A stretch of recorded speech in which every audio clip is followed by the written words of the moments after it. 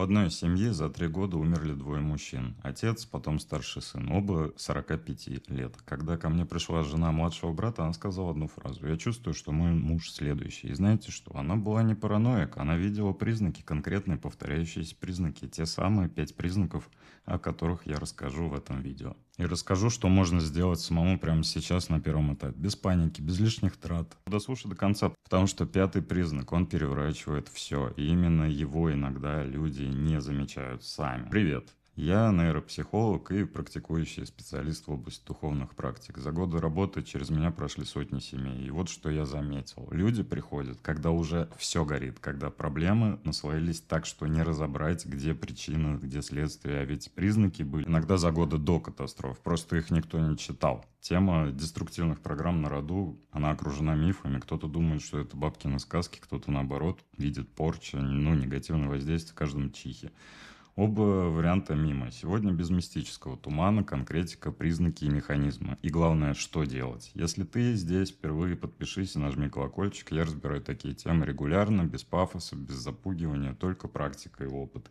И еще кое-что. Ближе к концу я расскажу про один простой ритуал. Его можно сделать дома без подготовки. Многие мои клиенты отмечали, уже после него что-то начало сдвигаться. Но сначала признаки, потому что нет смысла лечить то, что ты не диагностировал. Первый признак — серийной неудачи в одной и той же сфере. Не просто не везет, не просто черная полоса, а когда конкретная область жизни словно заблокирована, причем у нескольких членов семьи. Деньги, отношения, здоровье, какая-то одна тема, которая из поколения в поколение не решается. Вот пример. Ко мне обратилась женщина 38 лет, успешная, умная, красивая. 3 отношения подряд разрушены, все 3 раза по одному сценарию. Мужчина уходил, когда дело шло к свадьбе. Я начал разбирать ее.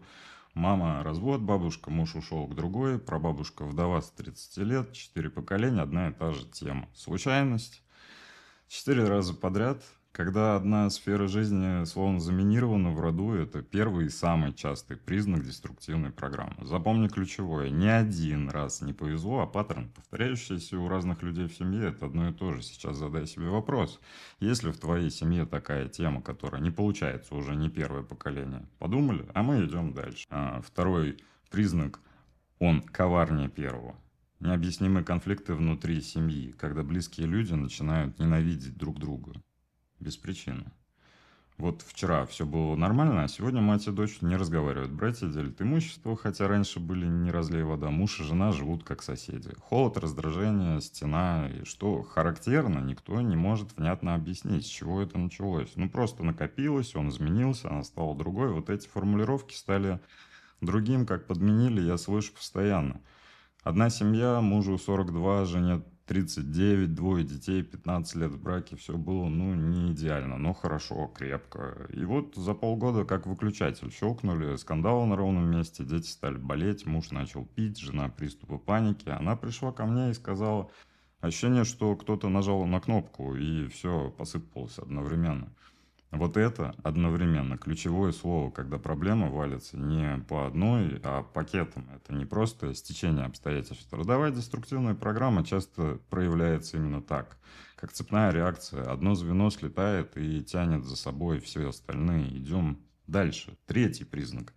И вот тут многие начинают нервничать. Повторяющиеся циклы. Подъем, крах. Третий признак, я его называю эффект стеклянного потолка рода. Выглядит так: человек в семье начинает подниматься, бизнес пошел, деньги появились, отношения наладились, здоровье в порядке. И вот когда кажется, что наконец-то все хорошо, бах, крах, бизнес сгорает, отношения рвутся, здоровье подкашивает, и человек оказывается на нуле или ниже. А через время снова подъем, снова надежда, снова усилия, и снова в той же точке. Обрушение. Как будто есть невидимая планка, выше которой давно не дано подняться. И это не везение, это не неумение управлять деньгами. Это неплохой характер, потому что паттерн повторяется у разных членов семьи, у деда, у отца, у сына. Разные люди, разные характеры, разные профессии. Один и тот же сценарий. Подъем, потолок, крах. Подъем, потолок, крах. Вот это и есть деструктивная родовая программа в действии. Она как потолок, в который бьется каждое следующее поколение.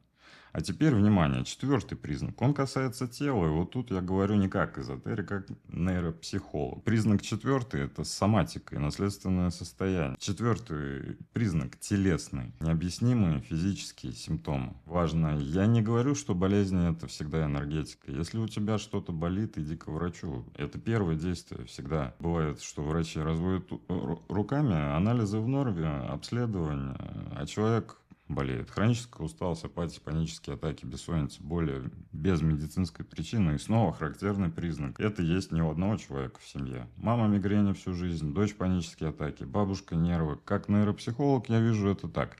Тело хранит информацию, не только твою, но и родовую.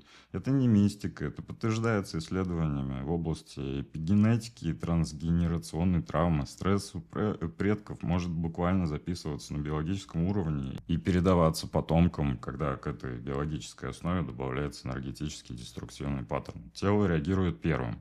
Оно кричит через боль, через усталость, через непонятные симптомы. Поэтому, если в твоей семье есть наследственное состояние, которым врачи не находят объяснения, это повод присмотреться внимательнее. Но повторю, сначала врач. Всегда сначала врач. Духовные практики не замена медицине, а не дополнение. А теперь пятый признак. Тот самый, про который я сказал в начале. Тот, который люди никогда не замечают сами. Признак пятый – слепое пятно. Я называю его так. И он самый опасный, потому что его невозможно увидеть изнутри. Вот суть. Когда в семье действует деструктивная программа, у членов семьи появляется специфическое сопротивление любой попытке это увидеть. Звучит парадоксально, но сейчас объясню. Ты показываешь человеку все 4 признака. Серийные неудачи, да, есть. Конфликты без причин, да, постоянно. Цикл подъем-крах, точно. Соматика, да, у всех. И когда ты говоришь, слушай, похоже, здесь есть трудовая программа, знаешь, что происходит? Человек начинает защищать эту программу. Да нет, это просто совпадение. Ну, у всех так, это просто жизнь такая. Ты что, в эту ерунду веришь?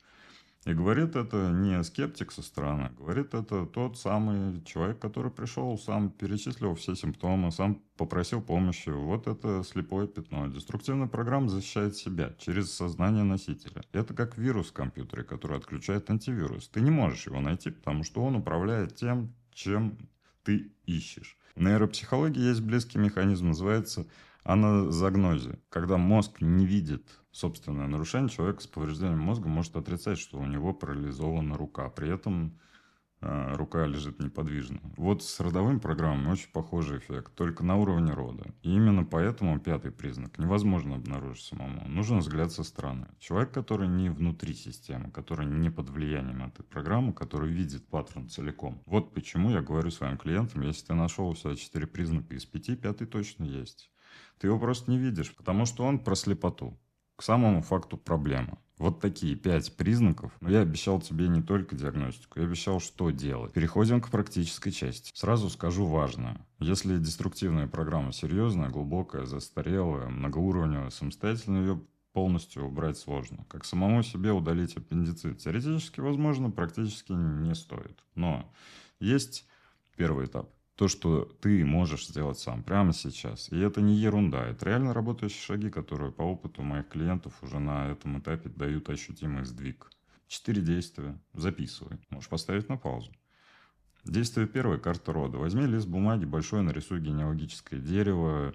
Минимум 3 поколения, лучше 4. Для каждого члена запиши, как сложилась жизнь, какие были проблемы, как ушел из жизни, если применимо. Были ли конфликты, разрывы, потери. И потом смотри, ищи повторы, ищи одинаковые сценарии, ищи ту самую тему, которая из поколения в поколение не решает. Это первый шаг к осознанию. А осознание – это начало любого изменения. Действие второе – ритуал благодарности роду. Это простая практика, но мощная. Многие деструктивные программы связаны с разрывом связи с предками, с обидами, с забвением, с непрощенными конфликтами. Вот что нужно сделать вечером. В тишине зажги свечу обычную восковую. Мысленно представь своих предков, тех, кого знаешь, и тех, кого нет. И скажи вслух или мысленно, тише, медленно. Я благодарю свой род за жизнь, за силу, которую вы мне передали. Я принимаю свою семью с ее историей, прошу поддержки на моем пути. Не надо ничего визуализировать, не надо входить в транс. Просто искреннее сердце. По опыту многие отмечают, что после этой практики снижается внутреннее напряжение, улучшается сон, отношения в семье начинают чуть-чуть оттаивать. Маленький шаг, да, но маленький шаг в правильном направлении лучше, чем стоять на месте. Действие третье. Очищение пространства. Деструктивные программы цепляются за среду, за пространство, в котором живет семья. Что можно сделать? Генеральная уборка, да, буквально. Я знаю, звучит смешно для видео про родовые программы, но послушай, старые вещи, которые жалко выбросить, одежду умерших родственников, которую никто не носит, но она висит в шкафу, подарки от людей, с которыми были тяжелые токсичные отношения, сломанный предмет, который ты хранишь годами. Это якоря, они удерживают старую энергетику в доме. Убери, выбрось, раздай, проветри дом. Если есть возможность, пройдись по дому с зажженной восковой свечой, только аккуратно. Особенно углы комнат. Можно использовать травы с очищающими свойствами. Полынь, зверобой, можжевельник, поджечь пучок, пройтись по дому с намерением очищения. Это древняя практика, она есть в каждой культуре мира. Славянская, кельтская, латиноамериканская. Работает по опыту, да. Действие четвертое. Стоп-сигнал для программы. Это самое важное из 4. Помнишь 5-й признак? Слепое пятно. Программа защищает себя через твое собственное сознание. Вот противоядие. Каждый раз, когда ты ловишь себя на мысли, да, ничего такого, это просто совпадение, ну, у всех так, останавливайся и говори себе, это может быть мой голос, а может голос программы. Я пока не знаю, но я допускаю. Возможность, что здесь есть паттерн. Вот эта фраза «я допускаю», она разрывает автоматизм. Ты не обязан верить, ты не обязан принимать, ты просто допускаешь. И этого достаточно, чтобы слепое пятно начало проявляться. Как нейропсихолог я скажу, что это работает по тому же принципу, что и когнитивно-поведенческой терапии. Замечаешь автоматическую мысль, останавливаешь ее, подвергаешь сомнению. Только здесь ты подвергаешь сомнению не свой невроз, а программу, которая выдает себя за тебя. 4 действия. Карта рода, благодарность предкам, очищение пространства, стоп-сигнал для программы. Это первый этап, его можно и нужно делать самому. Помнишь семью, с которой я начал? Жена, которая сказала, мой муж следующее. Знаешь, что она сделала? Она пришла ко мне, мы провели разбор, все 5 признаков все 5 были на месте. Родовая деструктивная программа, старая, глубокая, уходящая корнями минимум в 4-е поколение. Мы работали сначала как раз то, о чем я рассказал. Первый этап – карта рода, практики очищения. Потом глубже, индивидуальная работа, ритуал, защитные практики, работа с родовым полем. Прошел год. Муж жив, здоров. Бизнес, который разваливался, пошел вверх. Дети перестали болеть. Гарантирую ли я, что так будет у каждого? Нет. Я никогда не даю гарантии, но я вижу это в своей практике раз за разом. Когда человек видит программу, когда перестает быть для нее слепым, что-то начинает меняться. И вот это главный инсайт этого видео. Деструктивная программа сильна не потому, что она мощная, она сильна, потому что невидима. Как только ты ее видишь, она теряет половину своей власти над тобой. Увидеть уже значит начать выходить. Это первый шаг, и ты можешь сделать его сегодня. Итак, давай подведем итог. 5 признаков деструктивной программы на семье. Первый – серийные неудачи в одной сфере в нескольких поколениях. Второй – необъяснимые конфликты и разрывы, когда близкие становятся чужими без причин. Третий цикл – подъем, крах, стеклянный потолок рода. Четвертый – телесные симптомы, наследственная соматика без медицинского объяснения. Пятый – слепое пятно, неспособность увидеть саму программу. И 4 действия первого этапа – карта рода, благодарность предкам, очищение пространства, стоп-сигнал. Напиши в комментариях, сколько признаков ты нашел у себя. 1, 3, все 5. Мне, правда, важно это знать не для статистики, а чтобы понимать, какие темы разбирать глубже. Если это видео было полезным, лайк. Ну, это помогает продвижению. Больше людей увидят, больше людей смогут увидеть свои паттерны. Подпишись, если еще этого не сделал. Я регулярно выкладываю разборы практик. В следующем видео я разберу тему, которую многие просили, как отличить деструктивную программу от обычного невезения. Где граница, как не попасть в паранойю и не начать видеть порчу в каждом углу. А если ты чувствуешь, что в твоей семье что-то не так, хочешь разобраться глубже, ссылка на запись на консультацию в описании под видео. Без давления, без обязательств. Просто если нужна помощь, она есть. Береги себя и свой род. До встречи.